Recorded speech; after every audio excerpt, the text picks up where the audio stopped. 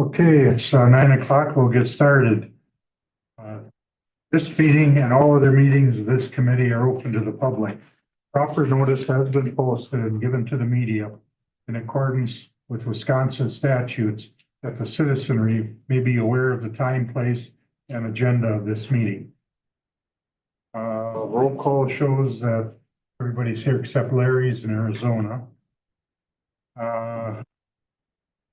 Do we have a motion to accept the agenda? Motion to approve agenda. Second. Okay, all in favor? Aye. All opposed? Motion carries. Next, we have ask for a motion on last month's minutes. Motion. I'll second. Second. All in favor? Aye. Opposed? Chris, you want to do your introductions? Good morning. So later on the agenda is we're going to discuss the contract, the 2025 contract. Today, in case there are any questions or concerns, and we want, Jason Hausler is an assistant dean and works very closely with area directors, counties, state partners to help answer some of those questions. So Jason's here to be a resource for all of us. So I don't know. Yeah, just thank you and good morning. Happy to be here this morning as you look at the 25 extension contract. So we can talk more in depth of the questions that you might have. And just I work mostly with the counties in the north. And so you may see correspondence either currently or in the future from Jeremy, who's my counterpart, covers kind of the southern half of the state. But I spent much of my time the last 7 years working as an area director in Area 7, which is just to the west. So Stevens Point, Waupaca, Neilsville, and Rapids area. So happy to be with you this morning. Thanks for the time. So what might surprise you is that, yes, Waupaca County in our extension divisions, the counties, we are in the south. Waupaca County is almost one of the northernmost southern counties. It's a diagonal. Would you, the supervisors, just be willing to just give introduction names so we can do, Jason can put names and faces together? I'll start. I'm Bernie Ritchie. I'm on the east side of the county here, and this is my third term. Great. Thank you. I'm Dennis Wengelski from Colin Larrabee in Union, which is to the northeast of, right on the Shawano County line. Great. Thanks. Ken Yeager, Tom Mucklock over by New London. My third term. Great to meet you. Dick Rowan, I'm on a close to the county line. I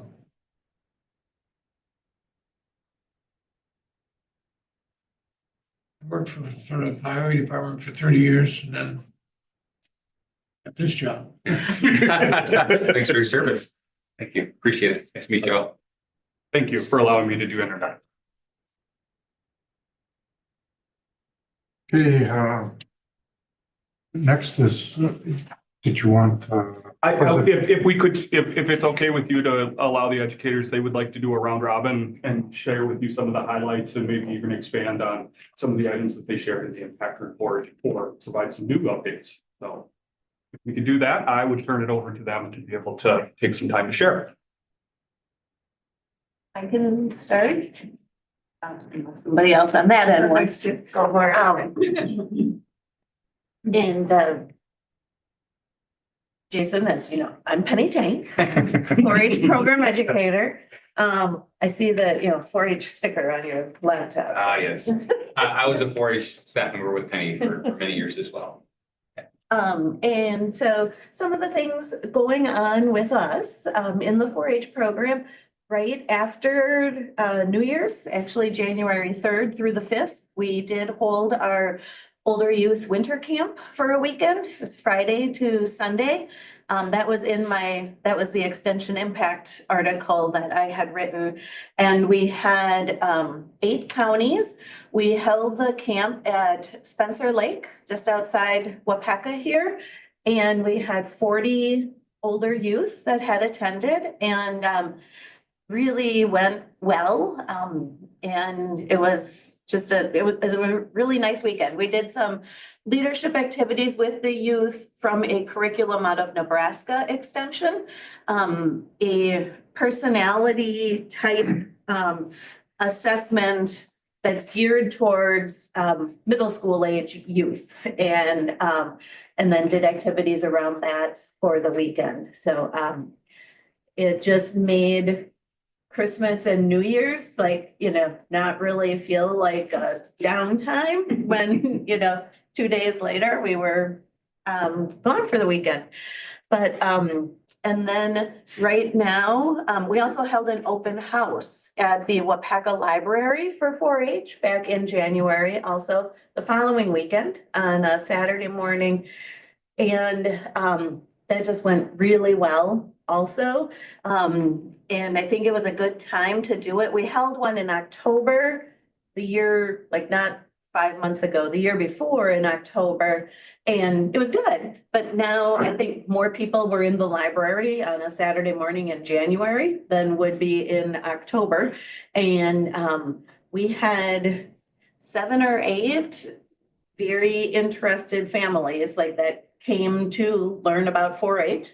I had worked with some older youth to bring some projects. They did some activities. They led some projects that the kids could make and take home with them. And I answered questions for the adults.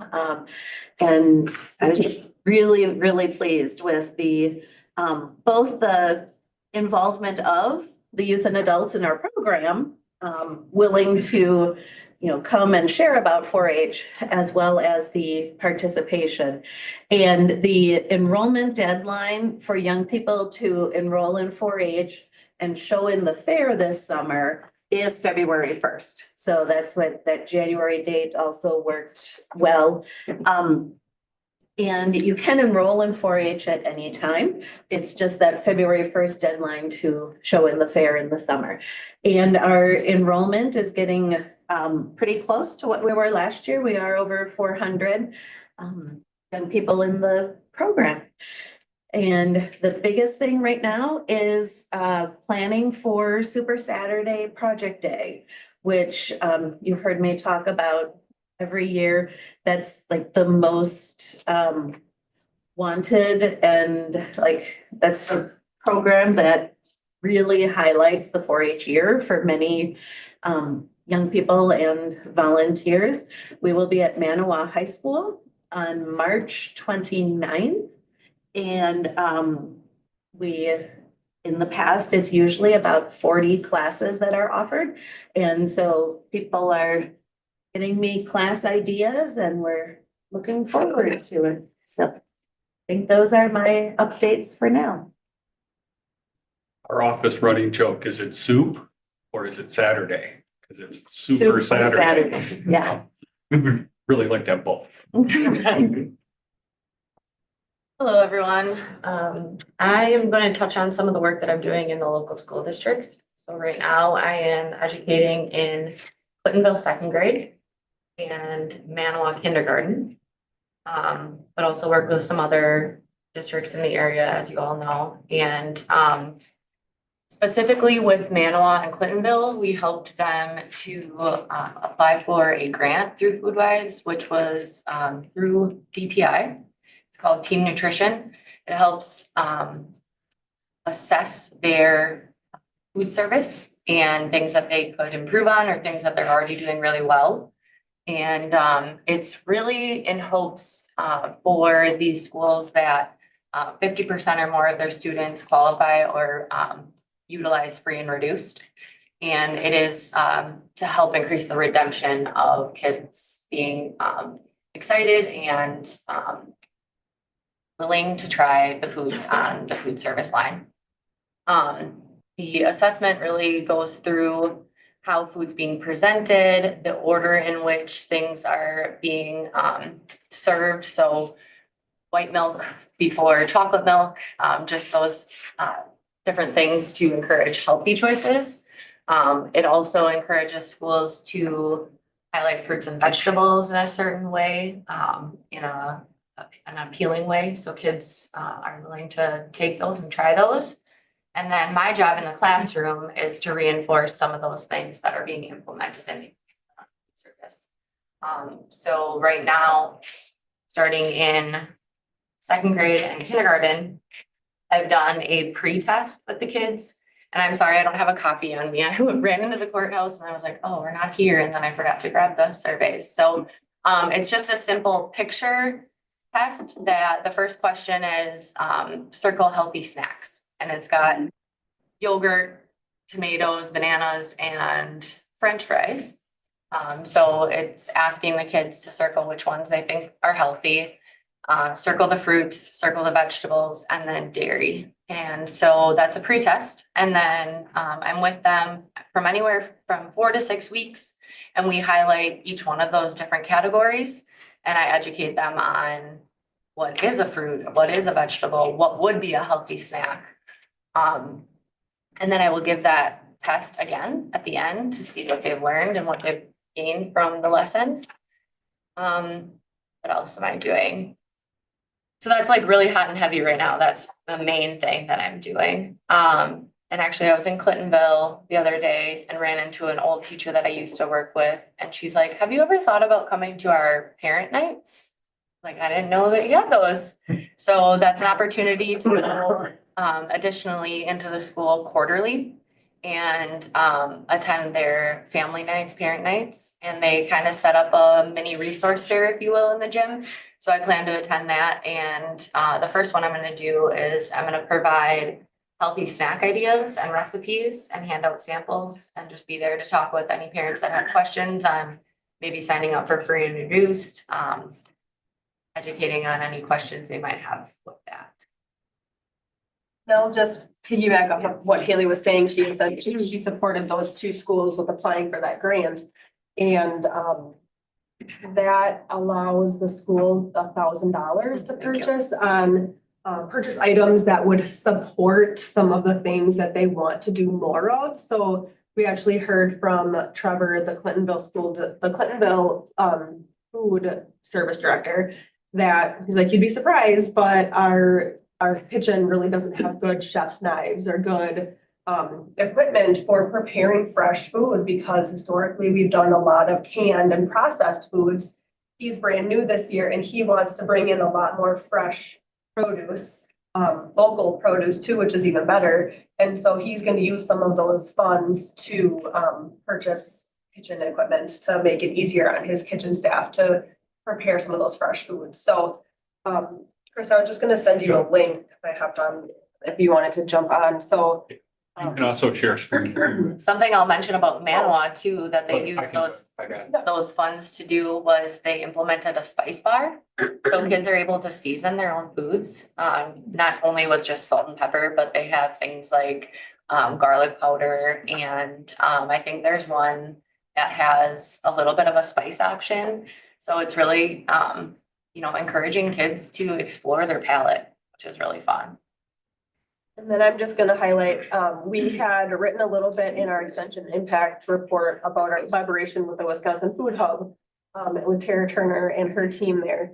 And piggybacking off of what Haley just said that we're doing in the elementary schools. And I want to just back up and say that we have always worked in schools, but we've historically always done direct education in the classrooms. There hasn't been a lot beyond that direct education that we've been delivering. And so we're really excited to be able to take that one step forward and work on policy, environmental, and systems changes within the school districts.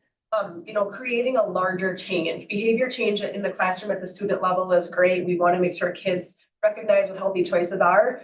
But if they don't have healthy choices to choose, it's hard to make that choice. So we want to not only, Haley's giving them the education, but we also want to create a welcoming environment for those kids to be able to access those nutritious choices and recognize them as nutritious choices. So our collaboration with the Food Hub is twofold.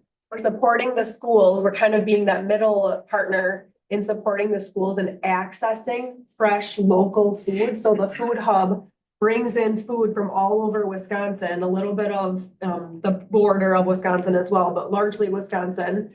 And they funnel that food out throughout the state. They have a weekly newsletter that they share with their schools, most of all school food service directors. Anybody's accessible like to this food, but you have to know about it basically. So we're being that connector to our schools and saying, hey, did you know the food hub exists? You can purchase fresh local foods from them. And oftentimes they're finding that it's actually cheaper than purchasing from a different company. Clintonville is unique because they don't work through a third party. So Trevor doesn't have a lot of hoops to jump through. He can purchase food wherever he wants to purchase food because Trevor is employed by the district. Whereas a lot of other schools have a food service director employed by like Chartwell's or a different company. So he's just been a really great guinea pig to work through this. So the Food Hub applied for a farm to school grant. And a program that we have in FoodWise is called Harvest of the Month. It's a social marketing campaign that really makes eating fruits and vegetables exciting for kids. So Chris, if you want to just scroll down,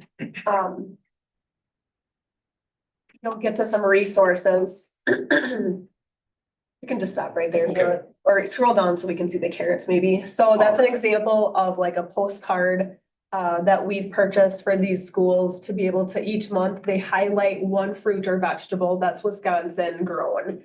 So this example is carrots. And so we've worked with our schools to create these lists of what they're going to highlight each month.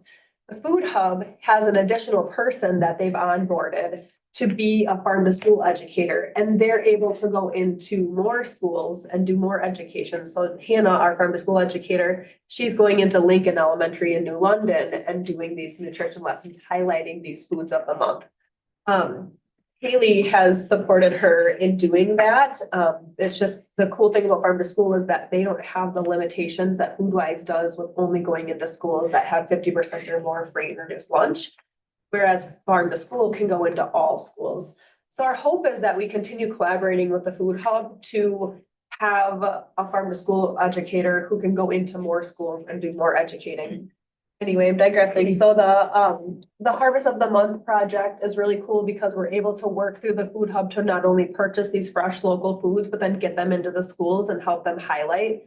So Trevor has been purchasing, he selected his foods. This month is cabbage.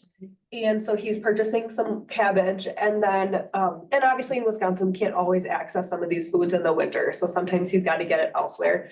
But the whole idea is that we're highlighting these maybe sometimes unfamiliar, unliked foods for kids. He said, coleslaw has been a huge hit. He's menued it several times. So the kids are seeing posters of it. They're seeing, images on social media. They're seeing, the food highlighted on the lunch line. So, and this is just his first year. He's really just kind of doing, what he can, and hopefully next year he'll be able to implement even more. But we're really excited to have such a excited partner to do this. Not all food service directors jump on the opportunity to get fresh fruits and vegetables into their schools because they cause more work, right? We heard him say, we don't have the equipment, it's going to be more work, but he really is invested in having kids like the foods that they eat. So much so that he actually implemented a survey for the whole school to fill out, all the students, on the lunch food, the foods that are offered in breakfast and lunch. And so he's gonna review that data and reach out to Haley and I, and we're gonna work with them on next steps, and then use some of that money to put towards, how do we take what the kids say and implement that? So that's very exciting. But I just wanted to highlight that we're kind of meshing these two, the Harvest of the Month, which is a FoodWise social marketing campaign, using the resources that we have in our communities and in our partnerships with the Food Hub. And we're able to hopefully reach more schools in the long run by creating sustainability around the program. So very excited, hopefully more to come on all. Can I ask one question real quick? You're talking about the seasoning bar. Have they ever had anything like a cheese bar or a sauce bar? If people have steamed broccoli, it's not really too flavorful. So if you have like some cheese sauce that they could sprinkle on there, or if you have your carrot sticks, if they have like spread cheese, kind of like a salad bar at a restaurant, you don't just grab a bunch of little carrots. So you take a little spread cheese, whatever it might be, your If you have fresh vegetables, cauliflower, broccoli, you have some ranch dressing or whatever somebody else might like. If they just got the squeeze bottles there, they could squirt some on, or spread cheese. They could take a little knife and put some on their plate and smear it on. Just kind of a thought. That way Yeah. they get a little bit more dairy, a little bit more variety that they would eat the stuff versus just taking cauliflower and start chewing on that. That's not Yeah, I hear you. Both Clintonville and Manawa have full salad bars offered with their Okay. lunches, and they do have sauces on Okay, that, okay. that salad bar, so. That's unique Mhm. across our county, Yep. the salad bars. Would love to see that in every school, including my children's school. Well, I mean, to give them variety and then now they have a Yeah, better chance of absolutely. eating that. Yep, absolutely. Otherwise, pizza's much better. Here also that there was a question asked, I don't think by any of you, at the county board meeting about food waste. And if we were doing anything to address that. The program that Haley mentioned and the grants, $1,000. Food waste is one of the items that is being addressed if schools are recognizing that they have a lot of food waste. And actually just in talking with Trevor, one of the programs that Haley's worked with Manawa and Manawa and the share tables. Manawa and Clintonville, All three. all three, to implement is a share table where food at the end of breakfast or prepackaged foods that have not been eaten, if the kids have to take it, but they didn't care for it, they get to put it back on this table and it can be shared by, other kids who might want it. So that food doesn't go in the garbage. So Haley was talking with Clintonville about the share tables and he's like, they're not being utilized very much. There's not a lot of food on it because he doesn't have a lot of prepackaged foods. He has a lot more fresh foods that kids are eating. So it's great to hear. There are a lot of ways that we can go about trying to keep that food out of the garbage. One of them is giving the kids a choice and, allowing them to have input on, like you said, making their foods taste good or the way they want to.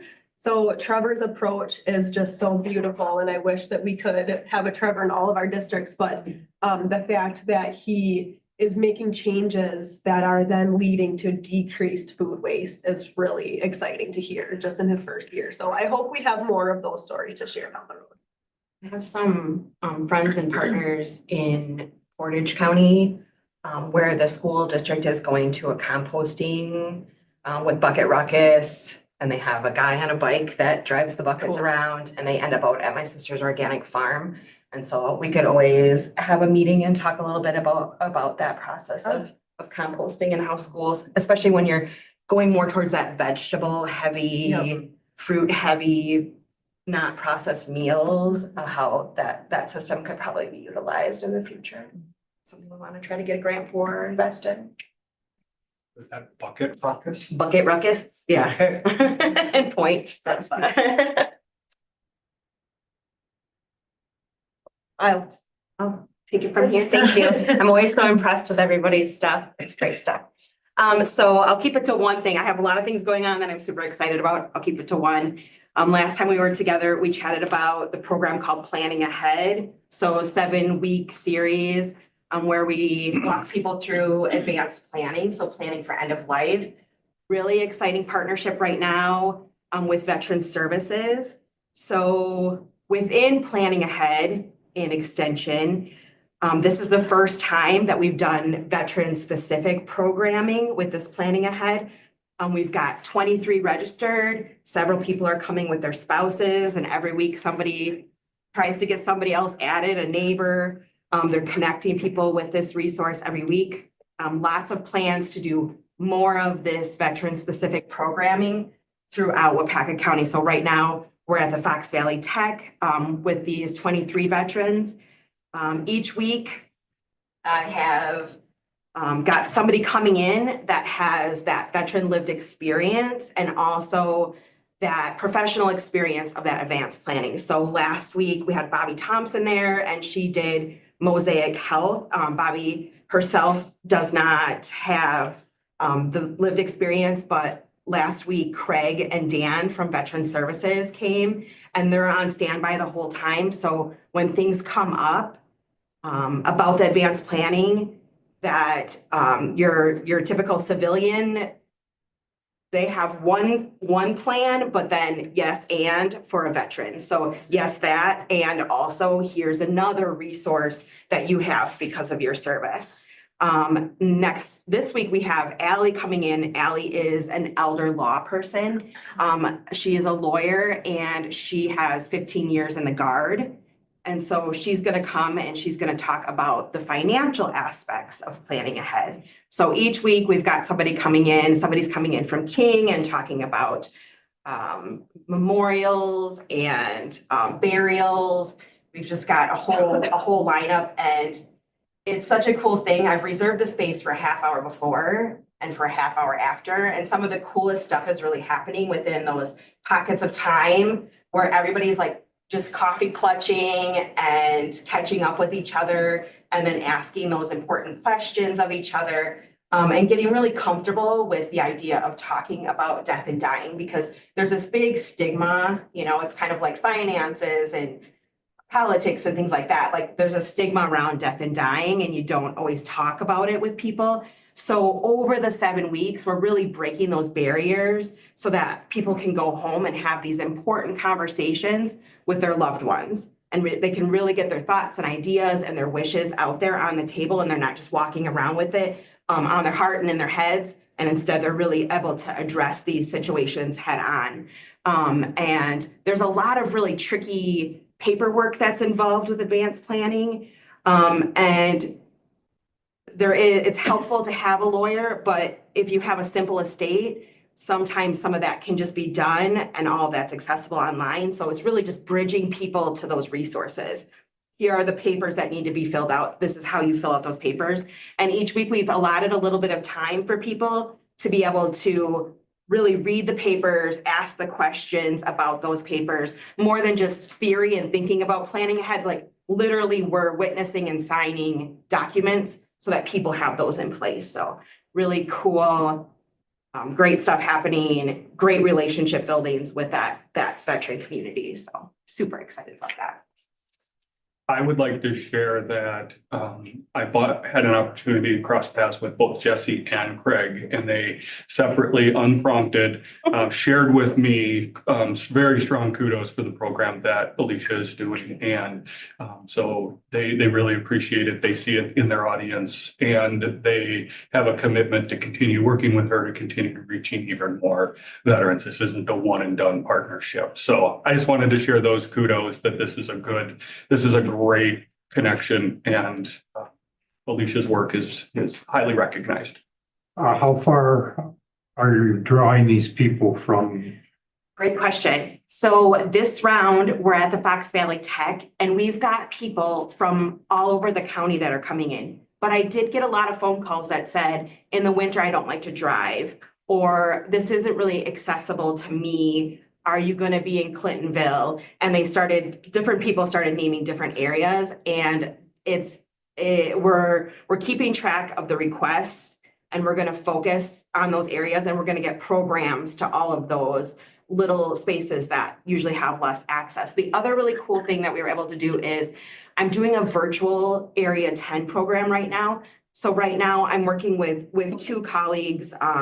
One is in Outagamie and the other one is in Winnebago, and we're doing a weekly virtual session. Now that one's not veteran specific, but the people that I talked to that said, I really can't leave my house. I said, okay, well, I have this program. It's not veteran specific, but I'll make sure that it's actually paced 1 week behind. So when I get this new information that's veteran specific, I'm sharing it to that virtual program. So it's not usually in the virtual program, but I am sharing it because I had enough veterans who said, I can't go out in the cold, I can't go out in the weather, or I'm not able to leave my home. So I have a few that sign up for that and a few that want to do it in person. I also have a couple who is doing both. So the spouse has health issues. Some weeks they want to be in person, some weeks they want to take advantage of the virtual. So it's been a really good addition, and I'm definitely going to consider pacing it like that, where I can do it in person, and then so that I have this extra thing to be able to direct people towards if they're not able to leave their homes.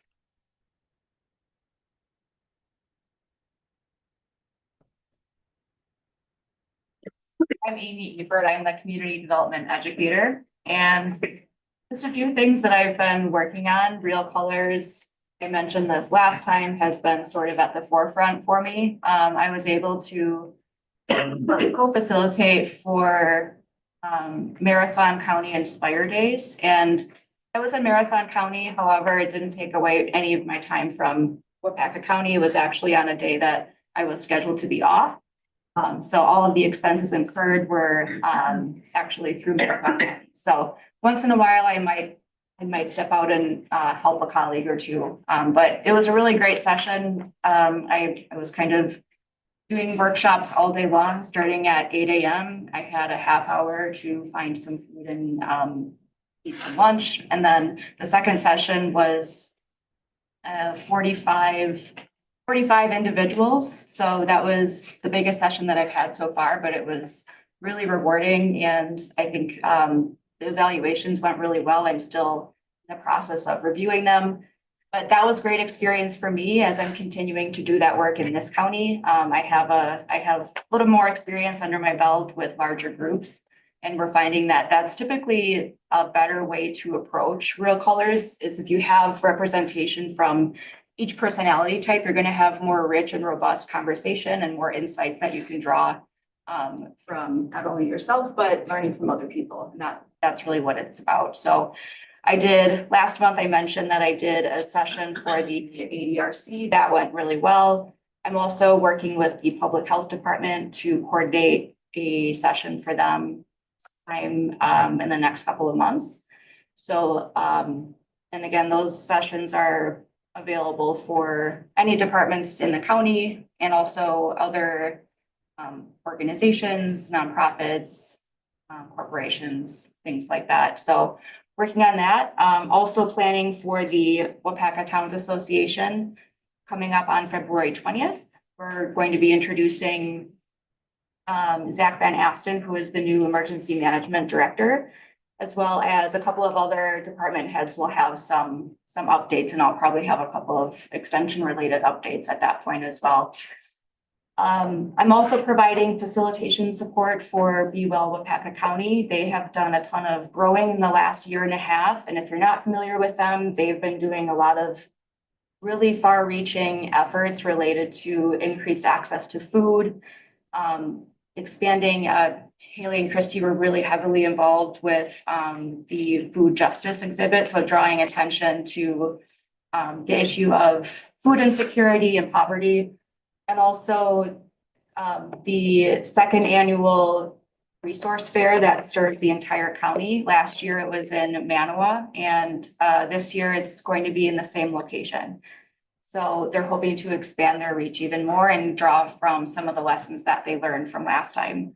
So the resource fair was really beneficial for a lot of people because all of the county, well, most of the county resources, a lot of those organizations were in one spot. So it was really a one-stop shop to get support and just see what types of services were available in the community. They also had a food distribution through the Feeding America.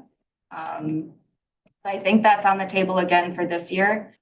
Another thing that something new with the Be Well organization is that they're being intentional about expanding their reach beyond Waupaca. That's where it started. And now they're making very intentional efforts to expand out into other areas like Clintonville, Manawa, and London, for example. So they just went through their budget process and they've identified that they want to increase certain budget areas so that they can provide those services. And then the next logical step is going through some fundraising. So we actually, they're having their first board meeting today because they just became, they're working on becoming a nonprofit. So that's the next step in becoming a nonprofit. So they're having the first board meeting today and I will be helping facilitate that process. It's really a group effort. And part of that's about empowering people to be able to step into leadership positions. Another thing that I have coming up this week is social joinery. And that is, I mentioned that a few months ago, but that is really trying to get people together to examine why individuals may or may not join organizations. And when I say organizations, I mean that very broadly. That could mean faith-based organizations, nonprofits, even the workforce. So they're exploring and having conversations about why those things are happening. And the end goal is to have them, again, this is about empowerment. So how can they share what they've learned with other organizations in the community? And I think that's it. So any questions, I'd be happy to answer them. Where's the town association meeting next month in February? That'll be here at the Highway highway Park. facility. What Yep, was the date again? February 20th. Isn't it DuPont's turn? Yes. They're having it here. Yeah, they said they would host it here.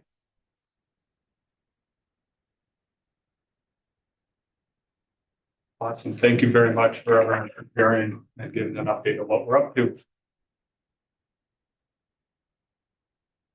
And next, well, correspondence. I don't have any correspondence. Okay. Then next would be administrative department report, Chris. Yes, if it's okay, I would like to address and bring forward the fiscal year 2025 contract. One of the things that I would like to, just a couple pieces that I'd like to share with you is currently, normally in a normal cycle, we would have already had this would have been taken care of and been in effect by December 31st. Usually the board will act upon it at their December meeting, but we're a little off cycle as we've had some questions and concerns about a couple of areas. So just wanted to bring a couple of items with you today. In front of you are hard copies of the 2025 proposed contract, and I'll work through. The contract itself is, we're really asking for one small minor change regarding cybersecurity. Otherwise, the contract is consistent in both language and spirit to previous agreements that have been in place and represent the partnership that Waupaca County and the University of Wisconsin have had for decades, possibly even going back a century. So we're still along with that spirit of cooperation. And as I have shared, there are a couple of small pieces as highlighted in area in 2C on page 2 at the top. As of December 31st, we are UW-Madison is providing storage for all electronic data related to extension programs. So we've already complied with that, even though it isn't part of our active agreement at this time. The other item is under item 4, delegation of financial budget authority. This is the addendum at the back, the appendix, that exhibit A. This is essentially just a new form. This is something that has been in place. This, by signing this as it's presented, it allows, at this point, it allows Penny and I to make financial things like sign time cards and sign off on checks on behalf of Waupaca County, recognizing that both of us are UW-Madison staff. We've had, this is consistent with past agreements that have been in place. This is just hey, we're going to bring this up again. The other item that has been part of our conversation is item 5D, cybersecurity provisions.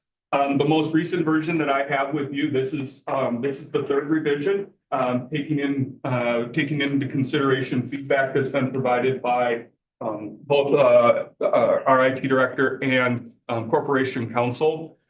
There's a lot of words, and you can thank lawyers for that. In boiling it down, if either party has a cybersecurity event that would potentially harm each other's data, it's just a notification to each other to be able to allow each individual group to protect and or work with each other to prevent anything from going on. So this was This was already in the proposed fiscal year 2025 prior to any other incidents that were that may have occurred in the past calendar year. So this was going to go forward, or this was part of it regardless of actions that might have happened here. So in the other document that I did share with you, and I just wanted, this is part of our commitment to some transparency. I've shared this with you before, but I just wanted to give you a copy of the partnership agreement or partnership guidance document. This is the document that outlines, and it's really been forged in partnership with county officials and county leaders in UW Extension, and it outlines the operations, a little bit of the operations between our partnership. That document has been consistent, has been consistently in place for a number of years. And it goes over things like how would based on the contracted agreement, what are the roles, and it spells out what are the extension responsibilities, what are the county responsibilities, and include things like facilities and technology, and any other policies, procedures, office support, supervision of county employees, and it puts that in place. I don't remember how long we've had this printed, this document that's been worked. It's been a number of years. Yeah, it rolled out in 2021. And it's been through, I think actually the bottom of that document should be a revision, maybe on the last page, was revised started in the spring of this year, but actually didn't go into effect until November, because you may have seen come across your email the memorandum of understanding that the counties association and extension worked on. So are you familiar with that coming across from WCA at all? If not, I'll give you the cliff notes. Yeah. So there was a subcommittee of the counties association that there's actually a committee of extension that's embedded in WCA. It goes back decades with old practices of extension. There was the County of Extension Officials, WASEC it was called, Wisconsin Association of County Extension Committee Members. Then turned over to WEXA, and then WCA absorbed that collection.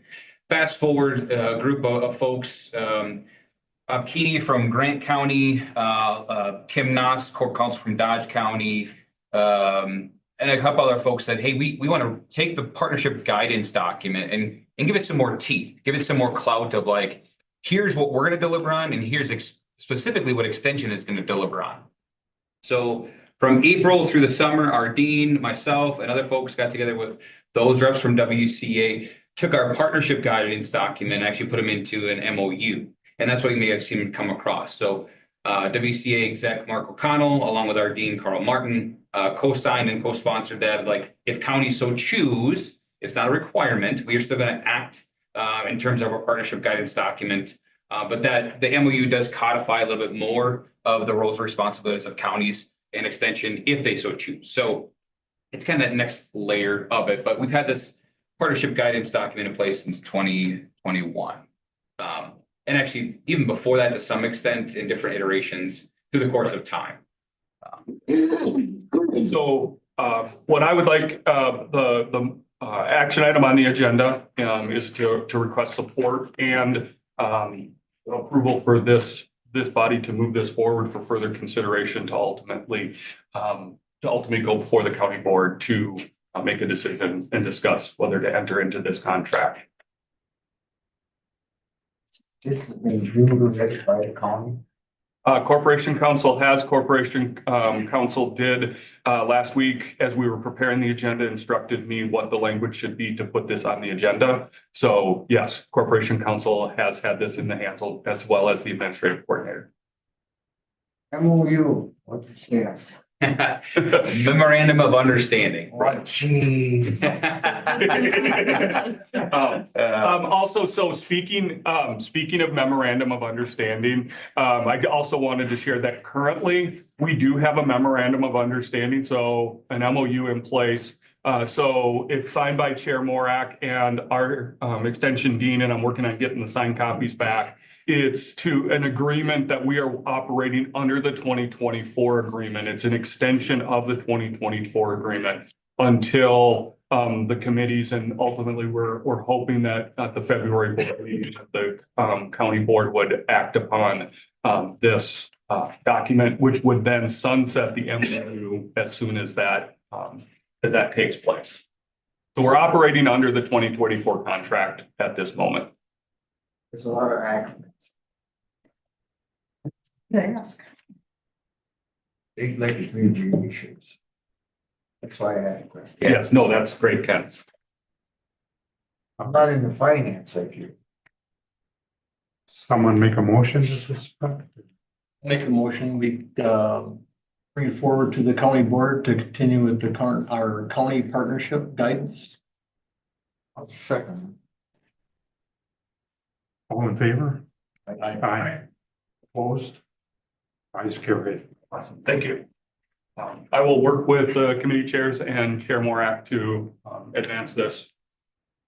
So it has to go to, Finance, yes, I would work with Supervisor Federowitz as well. He's one of the individuals, because then we would review that. And county board ultimately approves it because of the dollar amount that's included. That meets the county board policies for you to review that and into the contract. The storage data, how is that banked? Is that like a weekly, a monthly, a yearly storage? I mean, the information put into a program so that if there is any type of data breach, that you can pull it up from a certain date that it's stored? So all of our data is currently stored on servers within the UW-Madison internet structure. It is backed up at least once, if not multiple times per day. So there's always restore points. The restore points I believe are set every night.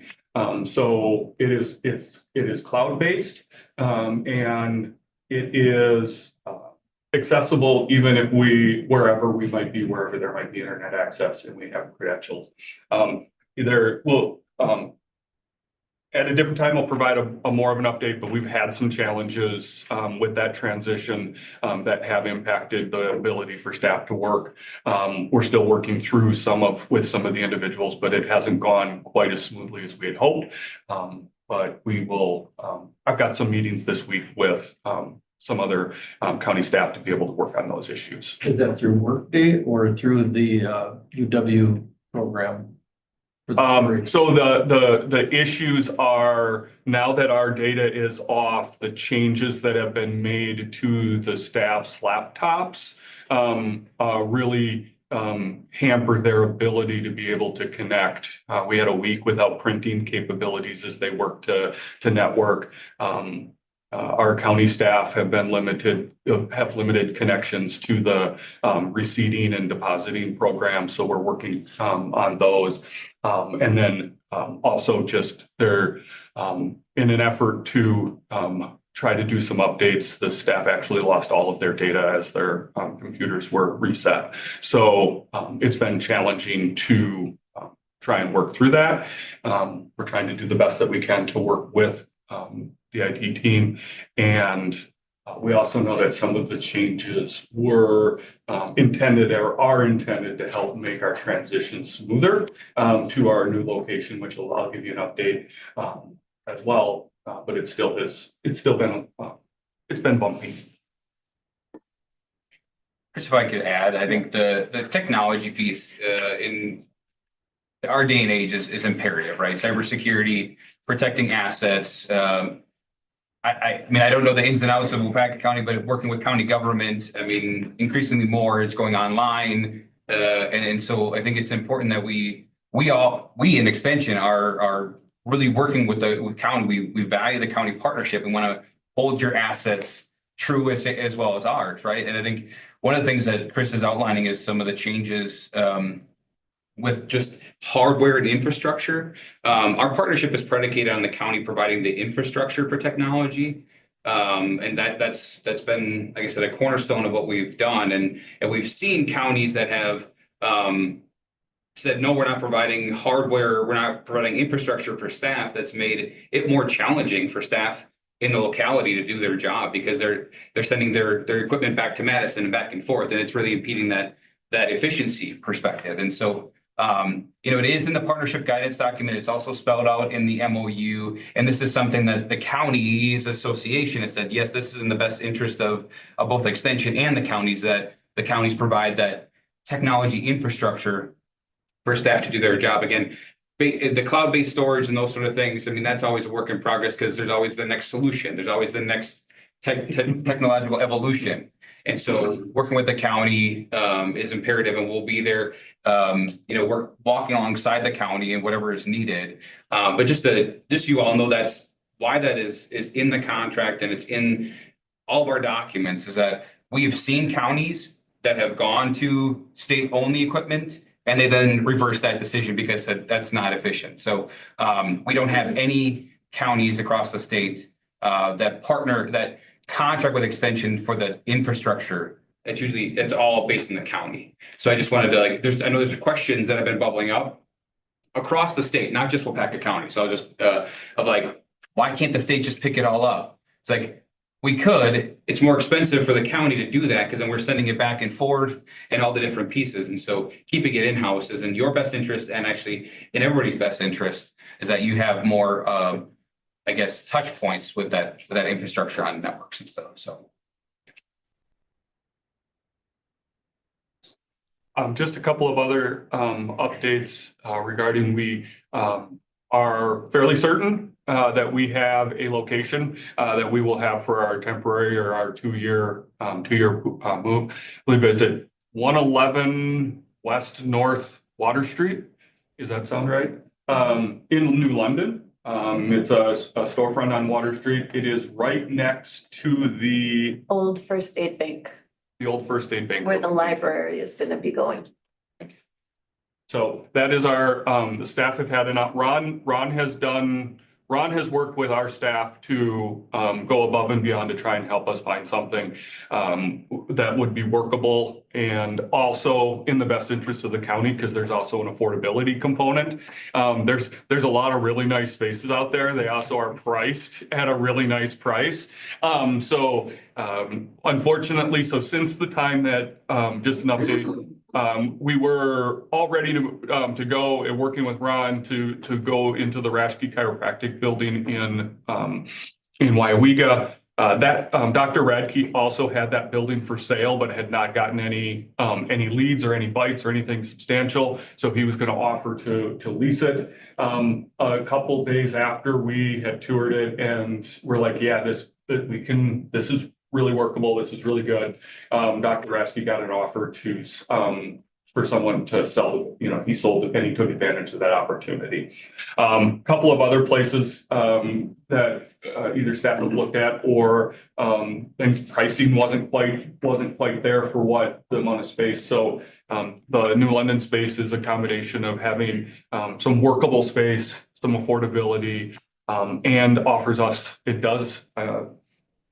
offers us some potentials about engaging with, especially the New London community, a little bit differently, because it's a main street or Water Street storefront.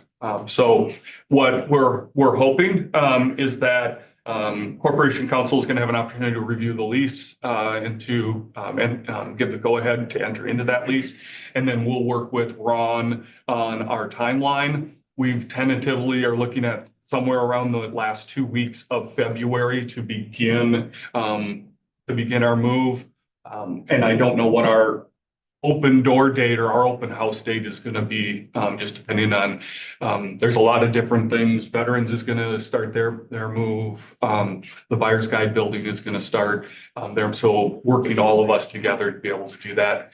I do want to commend the team is working very hard and diligently to, we are recycling everything that can be recycled. We are looking at some older items and, sorting through some things. We're also collecting some historical or archival things that we either forgot or didn't know existed, and working with partners such as some of the local historical groups to see if they would like some of those. So we're trying to preserve some of those cool things. So that's our working plan, and I'm hoping I mean, fingers crossed that we'll have a lease signed and that we'll be able to then move to that next stage of actually having a physical space and being able to plan that move. I'm glad you brought that up about the historical, because Jeremy registered deeds on, or that book has to be that thick, of the old hotel in London.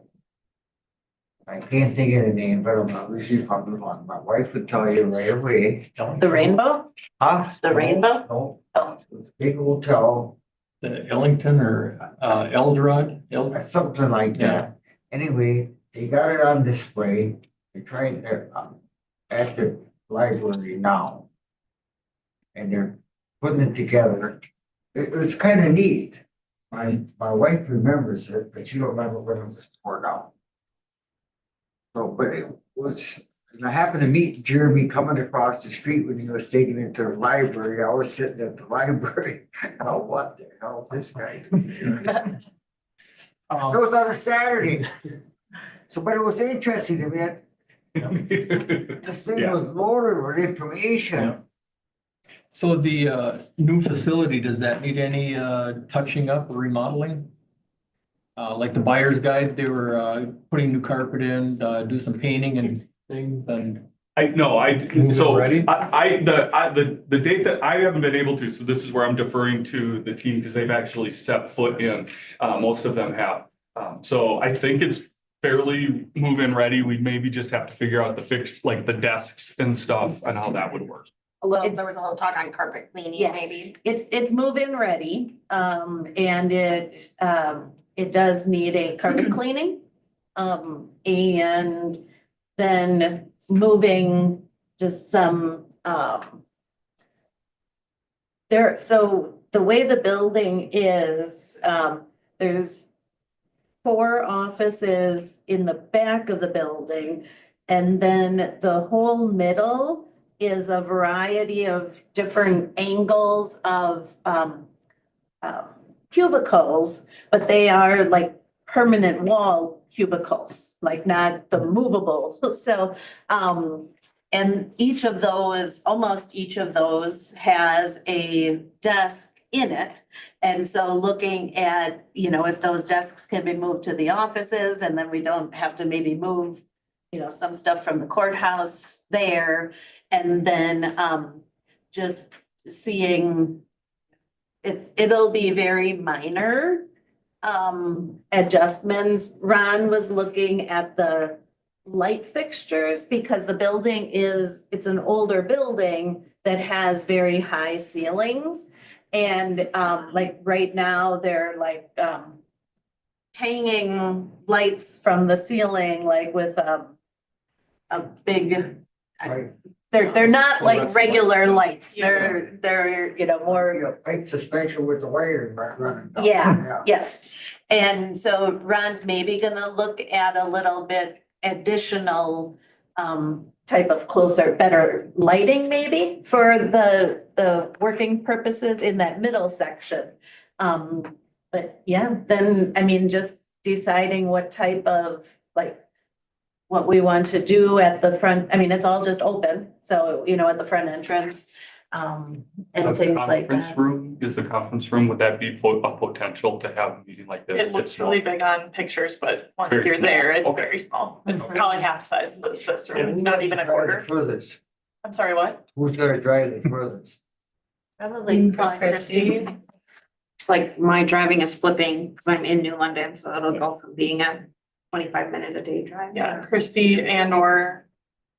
So now, does Brent have to go over there to do any technology wiring or internet wiring for you? Or is that all set up already?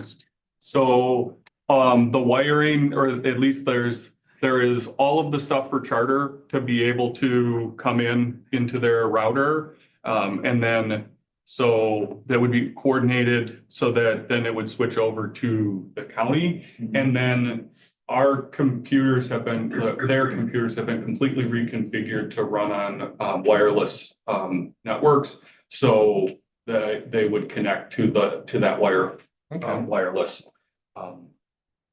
To that, yeah, to the wireless, and some of the changes also include the wireless connection so that the copier printer could move. They're still working on that because not all of the staff, it's been working 100%. So. What's the building called? I was gonna look it up. What's it called? I can give you the address. It's 111 North Water Street. Is that the lawyer office? It's the old Century 21 building. Well, there's a building between there and the bank. No, Yeah. it's the bank, and then it's this building, and then it's the St. Joseph thrift store, and then Right the on the old corner. city hall. Yeah, it's right on the corner, right by Familiar Grounds. Oh, So the city hall, my understanding, Lynn Tank Insurance Agency is on Main Street. And she had told us that, or my husband and I, that the old city hall through this location was recently purchased. And he's looking at renovating the whole thing. And I think, this building is like basically move-in ready. And so probably, wanting to rent that out while they're working on renovating some of the others. But yeah, it's down a block from the Mexican restaurant. Right across from the bakery. It is right across from the bakery. I have some childhood memories there. corner across. A little ways, yeah. It's, It's yeah, right across from the bakery. if you stand in the front, like you can see the bank, or not the bank, the gas station, kitty corner, and the Mexican restaurant, and the literally kitty corner from the bakery. Too. Across the street. Yeah, across the street from the tattoo shop. And I already had an opportunity to have a quick discussion with, Mark Souther and Heidi. And we have a solution for deposits, with First State Bank. We'll open an account, Mark will open an account, and then we can do deposits so that we don't have to be, so the staff, don't have to be running back and forth. We've got that figured out. We just have to figure out mail. If the cost savings of using the courier service, it warrants doing outgoing mail runs on a regular basis, or if we just walk down to the post office and send things through the post office. So still working on. One other conversation that came up was custodial, and they're gonna give us a big Hoover dinosaur vacuum, and we're gonna do our own custodial stuff, so. And the garbage is part of the setup already, like we wouldn't have to pay for garbage pickup or anything. Or snow removal. Or snow removal, yeah. That's our plan. Do we have a timeline on that lease being on Corp Council's desk? Get signed? It's on this week, or it's this week is what the plan is. And we're pushing through that. And then this, again, I believe the lease is gonna be through July of 2027, which would be the duration of the project plus just a little bit. And then there would be opportunity, but I guess to communicate whether or not the space was gonna be in the courthouse space was gonna be ready sooner or later, and then have those conversations about when, we would transition back. Somewhere between a 15-month and the end of the Yes, second year. yes. Because also recognizing that even though they moved to phase 2, they may still need to move some other folks around within the courthouse, so until the end of the project. I forgot to mention, as we were talking about the Historical Society, I forgot to mention that I'm also working with the Waupaca Historical Society and updating their strategic plan. So I've worked alongside the director to come up with a plan for the next 6 months and working with their board. They have a lot of projects in the county, and one of them that they're very much looking forward to is preserving the commandant house at the King Veterans Home. So they're all looking forward to going through this process together, and at the end, the goal is to increase their capacity and increase their ability to apply for grants and other funding. That's all I had. I don't have any more updates, but I'm happy to answer questions or take your comments. I just remembered at the last meeting, we were discussing the dates. Yes. Can we bring that up now or not? Yeah, we can because it leads into, the next meeting date, which is on the agenda. So Okay, does anybody have any? I think keep it like it is. If you feel we don't need one, we don't need one, you know? Because we're gonna have a lot to work around. You don't need no more problem. So let's just leave it like it is for the next couple of years. So how about this? So Dennis and I did have a conversation and we will increase, I don't want to say increase because we communicate quite a bit. We will be more intentional in looking at the agenda and determining whether or not there is a whether we have enough to meet or if it's like, hey, half the staff's on either a conference or vacation or there isn't an action item. So like, right, there's an action item. There was an action item today. So we definitely wanted to make sure that we had a meeting. We are scheduled at this point. We are scheduled to not have a February meeting. That would be, I guess, a conversation between if Dennis and I, whether there's enough stuff between now and then, if there is, you updated or informed. But right now, we don't have a February meeting scheduled, but we would meet again in March, which hopefully will be warmer and less chance of snow.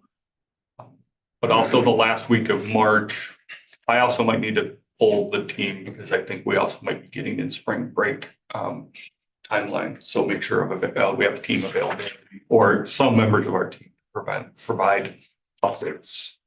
You remind, which day is it because there's 5 Mondays? It would be the 4th Monday is our.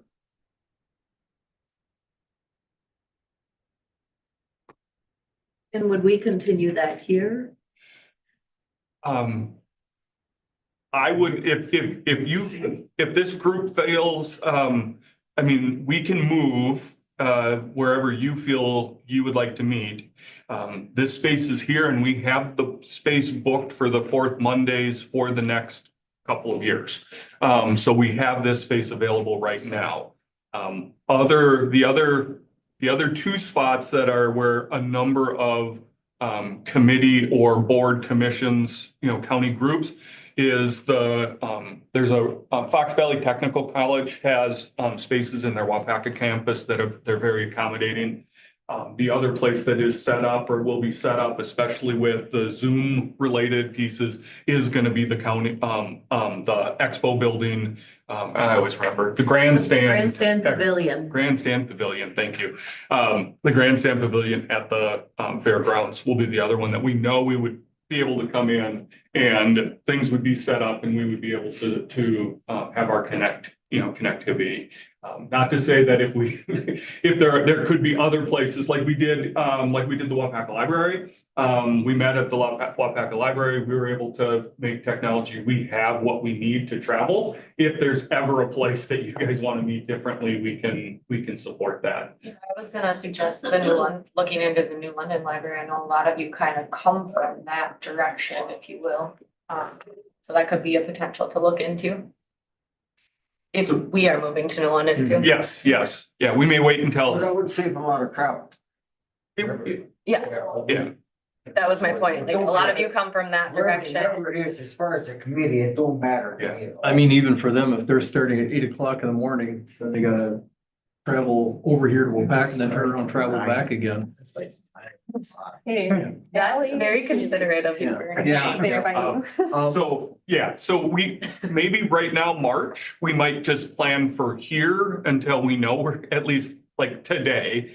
By then, I'm really hoping that we will be in place and at least somewhat settled. And then we can, as a group, and talk to Dennis and say, hey, we think we would like to make this work. And then we would propose an alternate location. I'd even like to open it up if you're moving and there's a lot of stuff going on. If you want to skip the March meetings, just put it out there because there's things going on. Yeah, we may need to, and that's also why we were thinking that to keep with the February, not having the February meeting, because that's probably gonna be right in the middle of all of our stuff. But if there are I can always provide email updates to the committee of what's going on. As always, I would blind copy just so that there would be no inadvertent reply all walking quorum. But I can give you email updates, and I'm always happy to answer phone calls and touch base with you that way for things, if things happen. Okay, is there anything else that needs to be brought up? Ask for a motion to adjourn then. Motion to adjourn. We are adjourned. We have a meeting in March.